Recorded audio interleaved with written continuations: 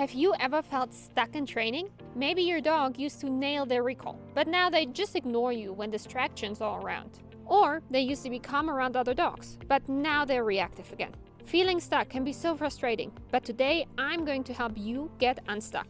We will talk about why getting stuck happens, the single most important question you need to ask, and I will walk you through step-by-step solutions for common training struggles. Let's dive in.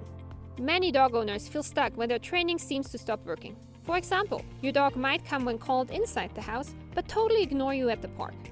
Or they might stay calm around dogs at a distance, but lose it when a dog walks towards them on a trail. Here's the thing though. Dogs don't fail because they're stubborn or trying to test you.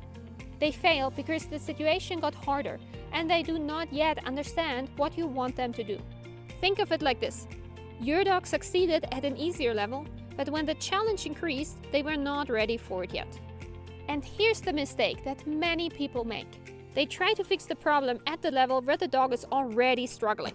Let's say the problem is recall. If your dog does not come at the park, it's tempting to try and fix it at the park. But that is the most challenging scenario, and it's not where your dog can learn. The solution and the way to break through this, it is to ask yourself, where was the last point where my dog succeeded? This is the foundation of getting unstuck. You cannot start training at the point where your dog is already failing. Instead, you need to go back to the last place where your dog was confident and understood what to do. From there, you build progress gradually, breaking it down into small, manageable steps. This approach ensures your dog stays successful at every stage, and it builds confidence, engagement, and strong and solid behaviors. This is where the real art of dog training comes into play. Breaking progress into the smallest possible steps. Let me show you what that looks like with a few common challenges. Let's start with attention. If your dog can focus on you inside but gets distracted outside, do not jump straight to training at a busy park.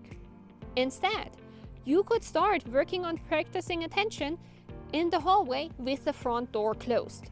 Mark and reward your dog for doing well. Then you would crack the door open just a little bit and practice again. Gradually, over several sessions, you would open the door wider and wider, each time marking and rewarding your dog for focus. Eventually, step just outside the door for a few seconds and practice there. If you work like this, then every new challenge in the behavior is just a small step up from the last one. This makes it much more likely that your dog understands what you want them to do and is successful in rehearsing wanted behaviors. Reactivity is another big area where people feel stuck.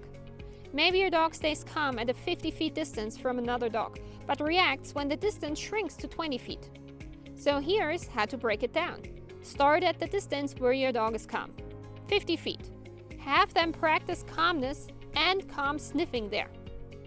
Then you would gradually decrease the distance slowly over several sessions, and you move in very small increments. Do not go straight from 50 feet to 20 feet. Instead, work at 50 feet, work at 48 feet, 45 feet, and so on. If your dog reacts, go back to the last distance where they were able to stay calm, and make smaller steps next time. Keep in mind that your dog will always ingrain what they rehearse. If your reactivity training sessions are set up in such a way that it's too hard and your dog is crossing their threshold, this is what they will rehearse. Instead, you want to make the trigger intensity low enough that your dog is able to rehearse that calm behavior that we're looking for. Always ask yourself, what was the last step at which my dog was successful, and return there. Recall is another common struggle. Your dog might come when called inside the house, but totally ignore you at a busy park. So instead of jumping straight to the park, here's how to bridge the gap. Start indoors where they are successful.